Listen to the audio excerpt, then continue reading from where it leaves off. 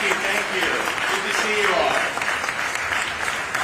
Thanks so much. Thanks to True North Classical Academy for hosting us, and congratulations. I know we've got the first graduating class this year, so congratulations to all the seniors, and I know you all will have a lot of great opportunities because you're getting a great education here. I'm also pleased to be able to welcome a number of guests with us here today who will be making some comments.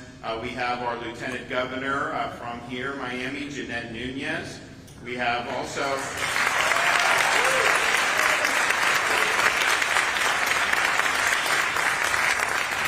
from here in Miami is our Commissioner of Education for Florida, Manny Diaz.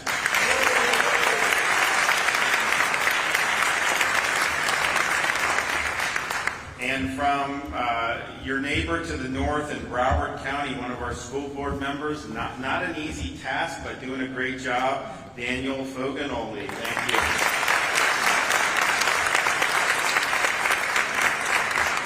We have Mike Paleka, who is the CEO of True North Classical Academy.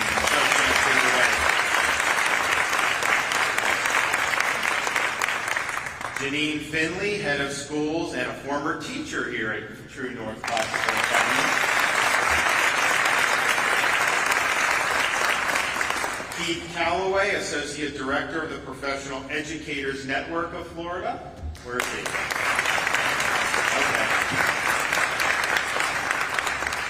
And then we're joined by our Speaker of the Florida House, Paul Renner.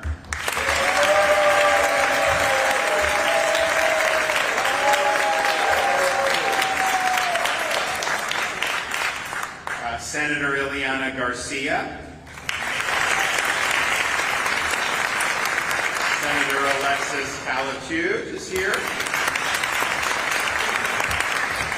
And then we have Representatives Black, Fabricio, Fernandez-Barquin, Lopez, Horace, Rizzo, and Karen Gonzalez-Pittman. So welcome.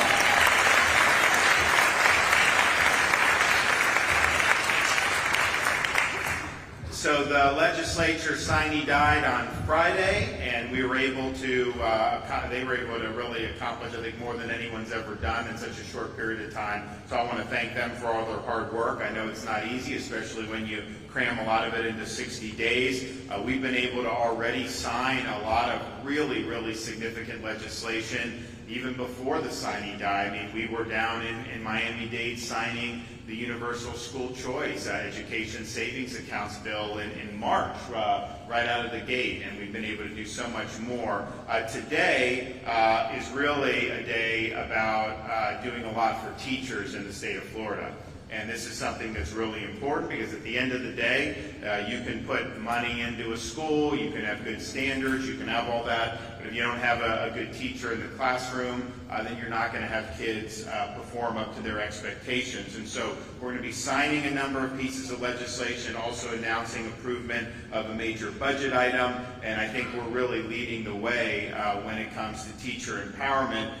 So first things first, I'm still going through the overall budget, but we're approving different items as we go.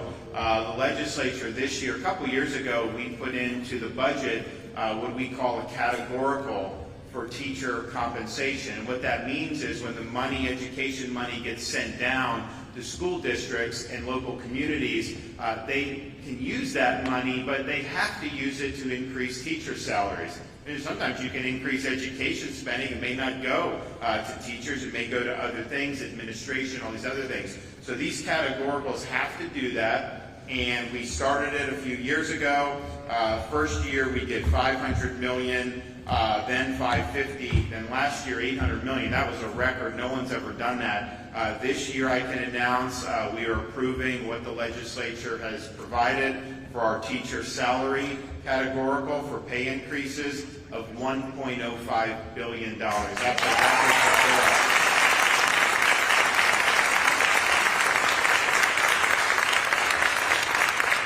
and that represents an increase of over $250 million over last year's record. So that's really, really significant. And if you look, just in the last 5 years, we've devoted, just from the state, over $3.3 billion to increase teacher salaries as well as to bonuses. And so that's really, really significant. We also, in the budget, you'll see what they did for the FEFP. So not only do you have the most funding in Florida history, you have the highest per pupil funding in Florida history. And since I became governor, we've actually have $1,000 more per student than we did in 2019. So even as we've expanded private choice and charter programs, all this stuff, you still have really significant financial support and actually unprecedented financial support for our schools. So we appreciate that, and we're excited to be able to deliver another round of pay increases for teachers. This is also something that will help us as we recruit new teachers into the profession. When we did the categorical initially, we started focusing on that average minimum salary, and we've exceeded what we set out to do there. This year's categorical go to pay any increases. It doesn't have to be tied to that as long as they maintain that. But that's important as you try to get people. And I think we were in the bottom half of states for average minimum salary. Now we're in the top 10 states for average minimum salary. And then with this, they're going to be able to do salaries across the board. So we're excited about that. We also are going to be signing legislation today to create what we're calling a teacher bill of rights. And part of what we're trying to do is say that teachers have a right to teach in an orderly and safe classroom. They have a right to ensure discipline in the classroom. That's not only for their safety, but also for the safety and learning experience of other students. If you have one person that's constantly disrupting, it's hard for people to be able to do.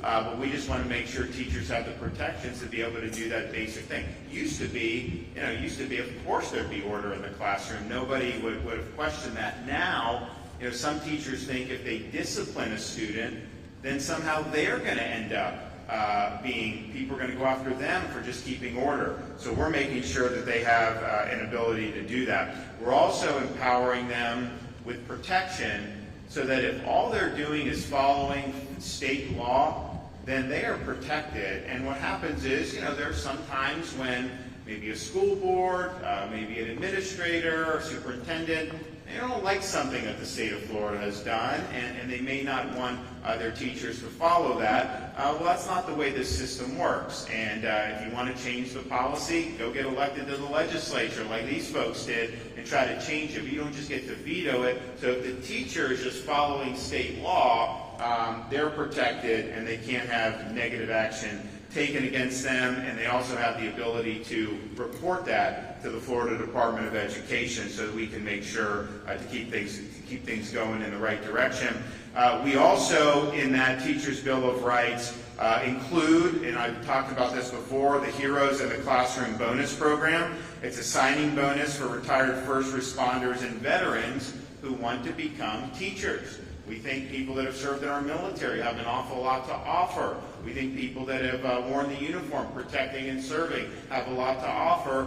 Not everyone wants to do that, but if some want to, well, we want to facilitate that. It's good for the students. It also establishes the teacher apprenticeship program as an alternative pathway for individuals to enter the teaching profession. We talked about this during the campaign. At the end of the day, you learn by doing.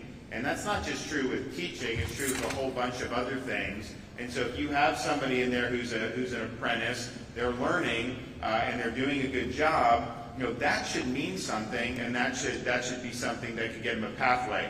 It also establishes the dual enrollment education scholarship program so that high school teachers can obtain graduate degrees and credentials necessary to provide dual enrollment coursework to high school students. We really believe that being able to earn college credit is important, and we have these state colleges, we have these ability to do dual enrollment where you're getting college credits before you even graduate high school. So that Teachers Bill of Rights is probably the most significant such piece of legislation anywhere in the country, but it gets better than that because we're going to sign SB 256, which is paycheck protection. You have this situation with school unions.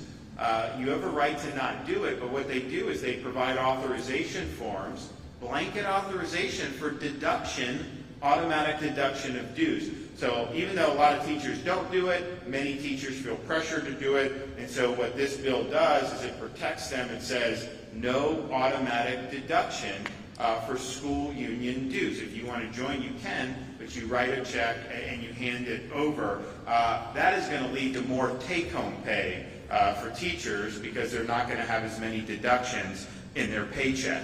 It's also something that's going to allow the state to look at how many people are joining, and if you don't have a sufficient number of joining, then that should not be the bargaining unit if you don't even represent the majority of people. So they've changed that threshold to make sure that that's the case, and I think this is going to be something that's really, really significant.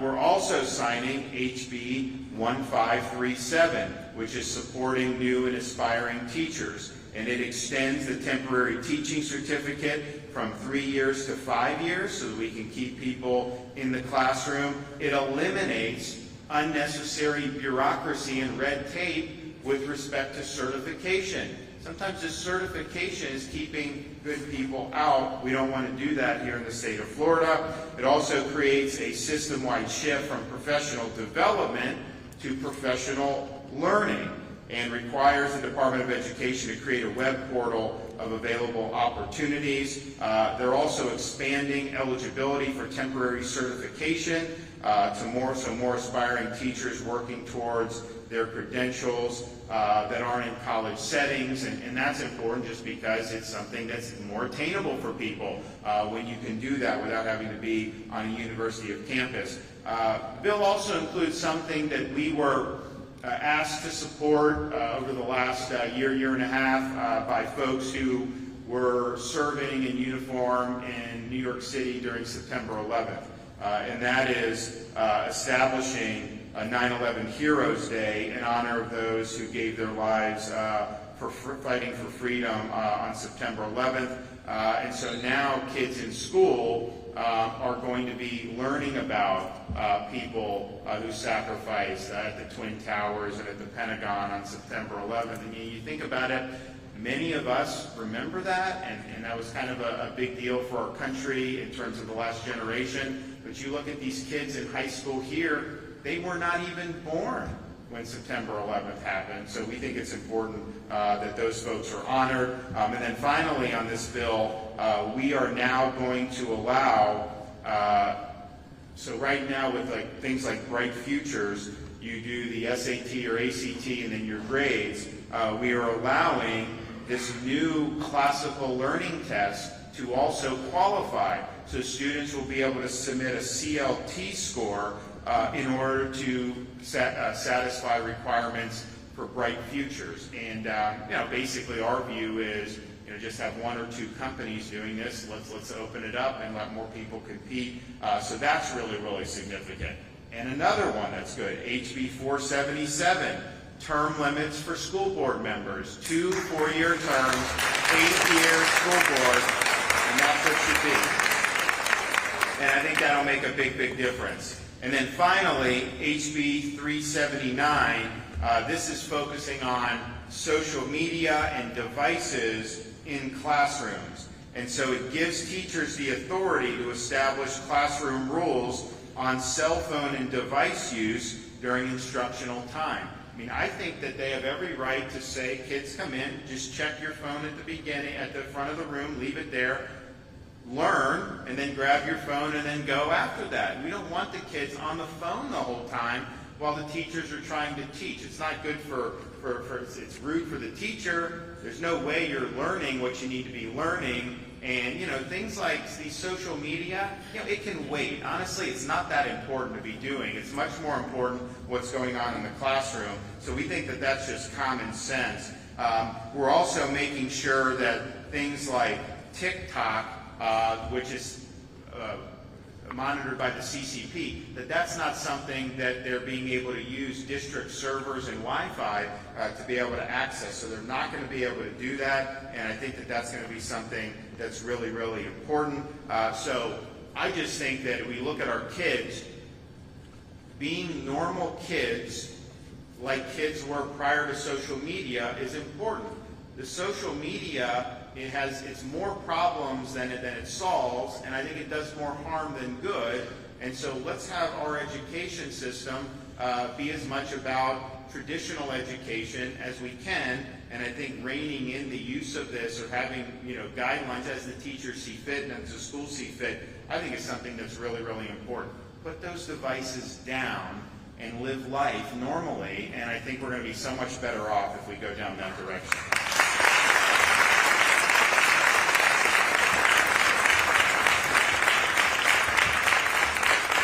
So this is a lot of stuff here today. Very productive day for education. Of course, we've already done a lot in this legislative session, and we've got more coming down the pike with a lot of the stuff we're doing with higher education, which is really, really exciting. So I'm just glad that we have a lot of folks in the state of Florida, in the legislature, as well as in our administration, who take this seriously. I think these are going to be really, really significant pieces of legislation, and I think the pay increase is going to be really, really significant as well. So when you're ranked #1 in education by U.S. News and World Report, which we were, came out last week, not a lot of people wanted to report that because they didn't like the narrative on that. But the reality is we were #1 on that. Reality is, if you look at the most recent NAEP results from 2022, the first post-COVID results, Florida was 3rd and 4th respectively in 4th grade reading and 4th grade math. And that wasn't true a generation ago. And now we're basically the highest large state, and we're the only diverse state that's in the top 5 as well. So that's a testament to the people that are working hard in our school system. It's a testament to schools like True North, which is offering a product that parents are responding to.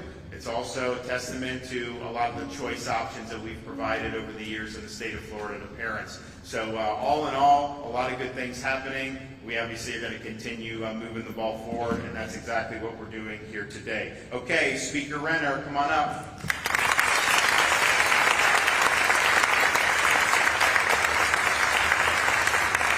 It is great to be here at True North, and we're kicking off the beginning of a celebration of the most consequential legislative session that Florida has ever had in its history, and I believe any state has ever had in its history.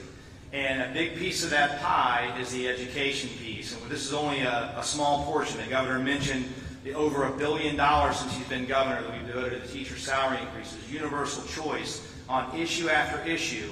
And because of that, we're already now #1 in education overall before these bills get passed. And these bills provide extra resources to our teachers to do the great work that they do, better rules of the road for our students to make sure they're focused on the classroom. And that's because we have a governor that knows his true north and a legislature that knows their true north and stands with courage on issue after issue. I said after we concluded the session that the biggest winner of this session is children and our defense of childhood. And our education agenda has been a big, big part of that. And that's thanks to the great governor we had and the great legislators we have here. You have an amazing Miami delegation all across this front row.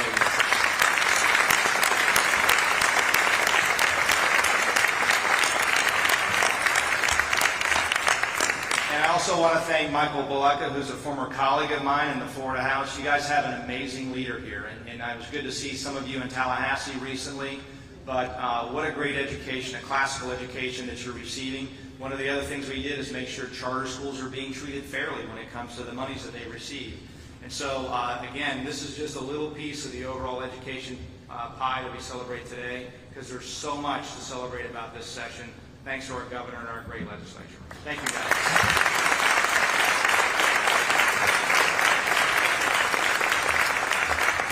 Thanks, Mr. Speaker. And the Miami-Dade delegation does do a good job. I mean, they've got to keep Rizzo in line. That is not easy to do.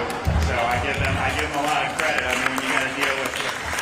All right, our Lieutenant Governor, Jeanette Nunez.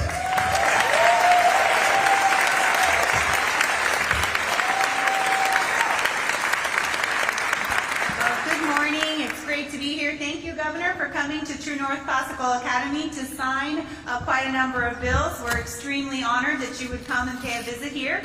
And for me in particular, because I'm a True North mom, like so many of you.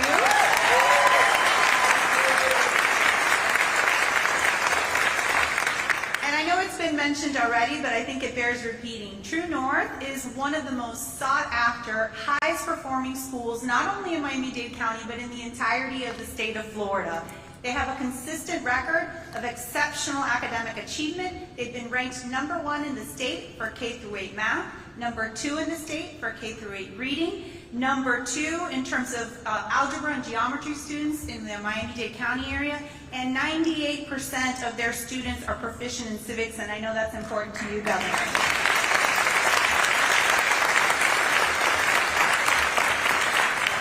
True North is also ranked as a top 10 school amongst all K-8 charter and traditional public schools. So much to be proud of, but in addition to that, they built good character, they insist on virtues, and they're focused on classical liberal arts education. And in fact, in the building across the way from the gym here, there's a quote on the outside of the building that says, "To strive, to seek, to find, and not to yield." And I would say that's the embodiment of True North students, and after thinking about it, I think it's the embodiment of a certain governor from the free state of Florida.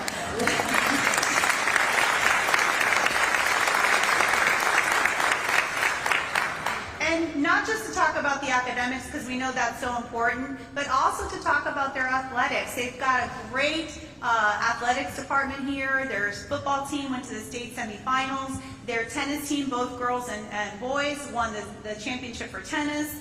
We've had so many of our athletes up there. I think over 90% of the student body participates in one of the FHSAA sports, and they've only been an FHSAA member for a couple of years. So a lot of great things that are coming from True North, and we're so excited again that you would be here. And I think it is fitting that the governor would sign, I don't know, is this a record for you, Governor? The most amount of bills signed in one spot? But what I'll say is that unfortunately what we've seen throughout the county and in other counties throughout the state of Florida is that the education unions have been turned into political weapons.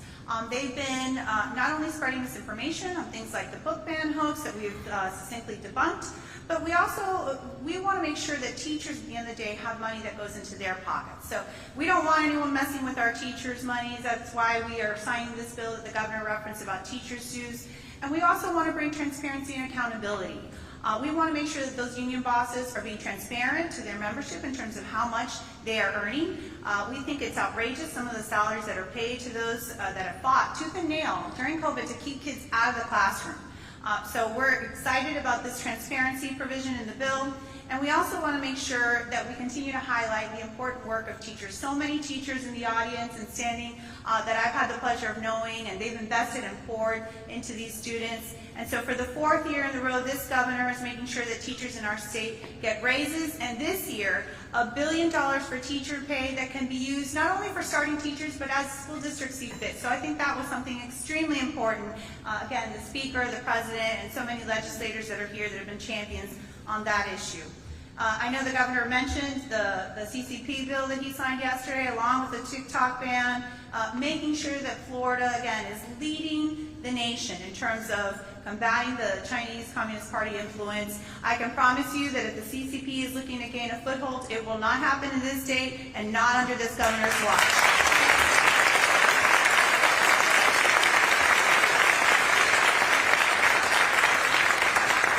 Ultimately, we believe in supporting our teachers, our students, our parents, administrators, and those that are dedicating to finding the good, the true, and the beautiful, which is something that I know True North values. And again, as has been said by the Speaker, the Governor, we will always fight to strive for our parents, our students, our teachers, always finding True North. It's an honor and a privilege to be here.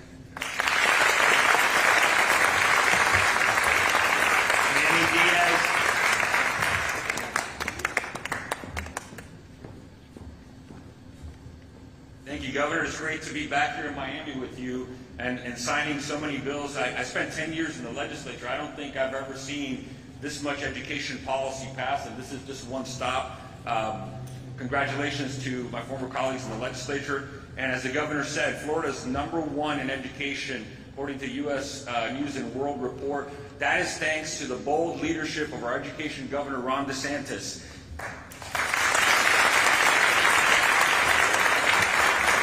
Regardless of what the narrative is, regardless of what they say, this governor is going to do the right thing every time, and that's making sure that he's putting our students first, our teachers first, and our parents first. and he supported educators from day one with this initiative to create a salary allocation for teachers that never existed before this governor came along. It was always part of the mix. He made it important, and now, thanks to that, over $3 billion, Governors for Teacher. That is an incredible, incredible thing. Today's record funding for teacher will help recruit the best of the best, keep the best of the best, and also with the other things that the governor mentioned.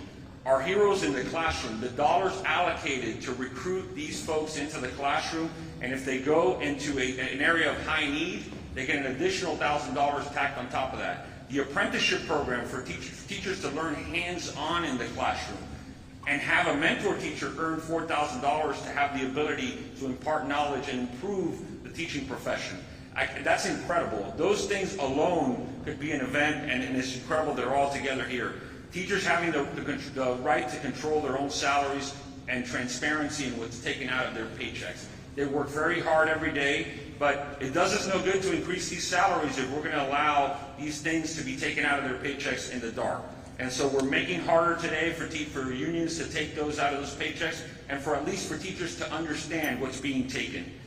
Finally, having been in the classroom myself, you know, back in those days when I can't call it anything else, but when it was normal, it was expected that teachers were respected, that there weren't devices interrupting classrooms. And I remember the press conference before session when the governor mentioned this and said we shouldn't have devices and cell phones interrupting teachers in the classroom.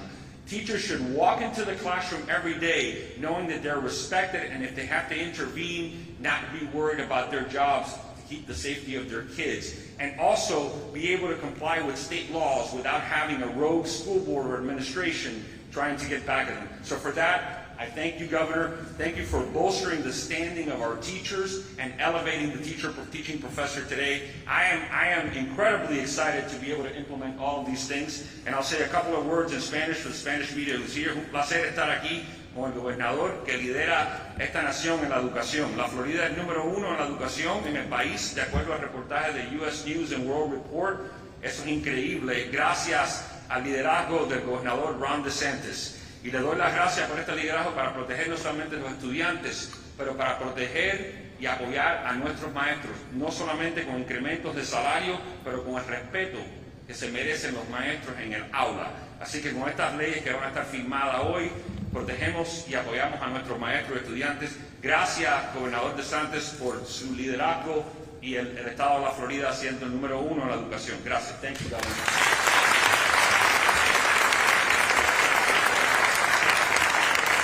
Okay, Janine Finley.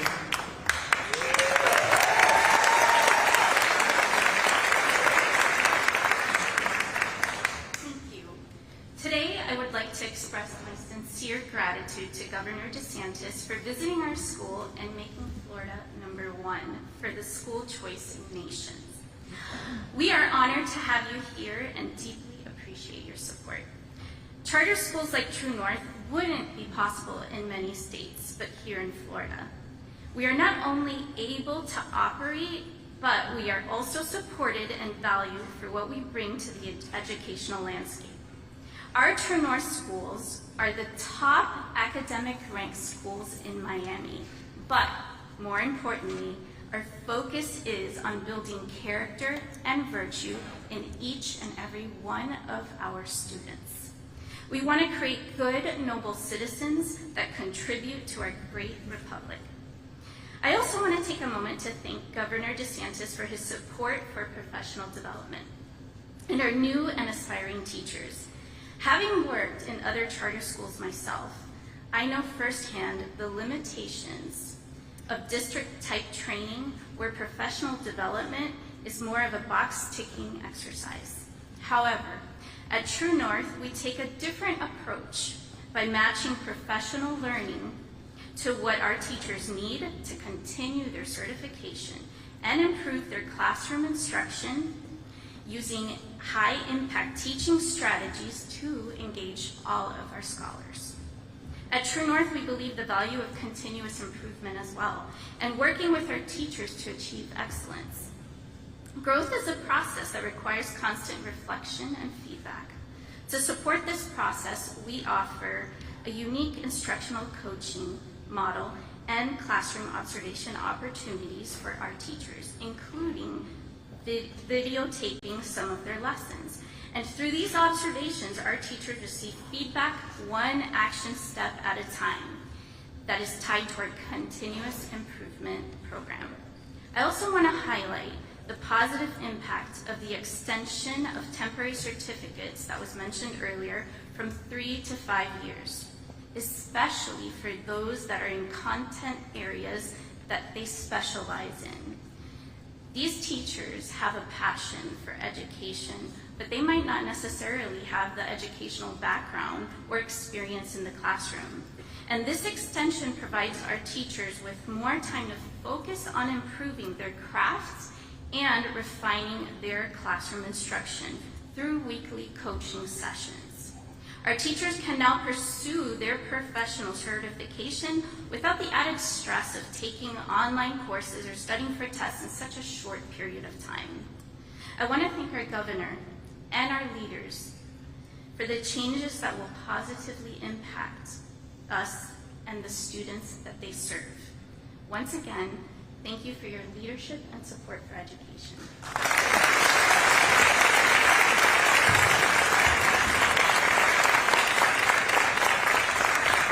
Okay, Daniel Foganoli.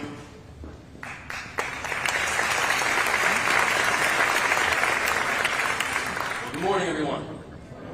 Oh, come on, this is South Florida. Good morning, everyone. My name is Daniel Foganoli, Broward County School Board member for District 1. I'm proud to say I am a two-time DeSantis appointee, the first ever Brazilian American to serve on the Broward School Board, and the first ever Brazilian American to be appointed in this state. And that's thank you to our great governor. Thank you, Governor. Now, what the governor did for me is exactly what we are doing for our educators and the teachers across this state today, empowering them. See, empowering our teachers is crucial because they're the ones that shape the minds of the leaders of tomorrow. Today, we empower our teachers to make the right decisions to protect our scholars. No teacher should ever second guess about making right decisions or breaking up a fight to make sure our kids stay safe in the classroom and in our hallways. Today, we're giving power back to our teachers. And let me say this. The governor said it well when we talk about the mobile apps, because we're dealing with problems today that we haven't dealt with in a long time, and that's distraction. So we're empowering our teachers to be able to set boundaries and make the rules in their classroom to make sure that our kids are focused, learning, less dancing and more advancing, and making sure that we're preparing them to be the world changers we need them to be tomorrow. So that is why today is going to be a great day. And I want to say thank you to our legislature for a busy but successful session. We thank your governor for continuing to push our state to be leaders in what a state should look like. We thank you for continuing to push us to being a beacon of hope, a beacon of freedom across this country. And I don't know about you guys, but I am looking forward to making America look like Florida. Thank you very much. God bless you. All right, we'll get it done. Whoever wants to come up.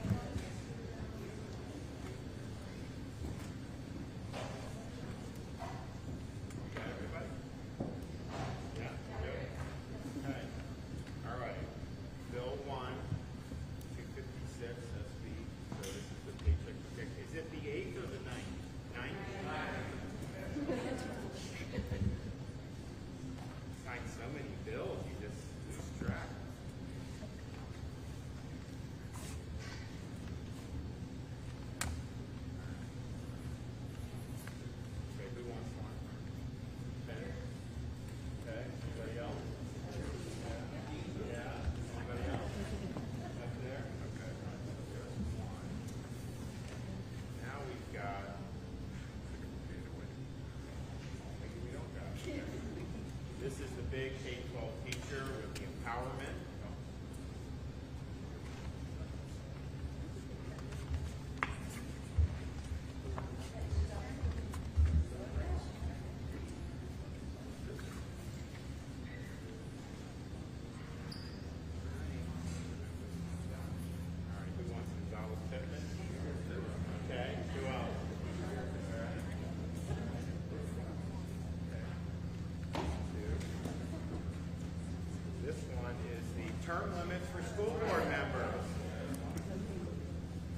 Whose is this one?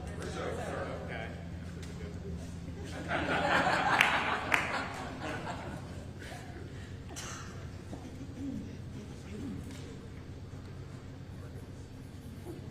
right. There you go. Thanks very much. You're welcome. All right. All right. Anybody else? No? Okay. Let's move forward. All right. Now we've got the 9/11 heroes. Is it really? That's a big one.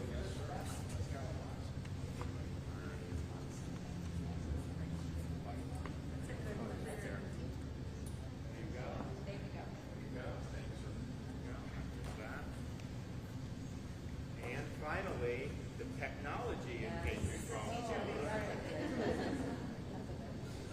Yes, I mean, it's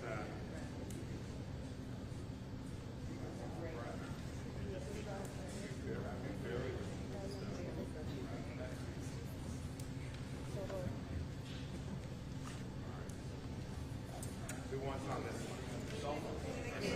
Sort of a napkin. Sort of a napkin in the bill. Anybody else? Peanut gallery? Anybody back there? Peanut gallery?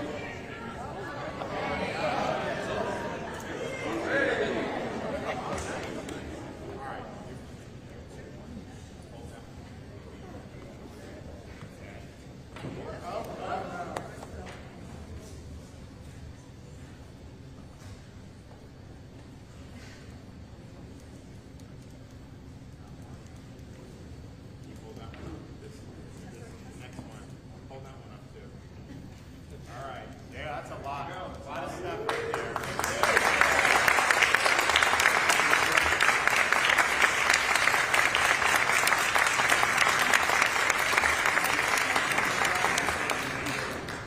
That before. Thanks, everybody. It's really good stuff. Yeah. Good work, product.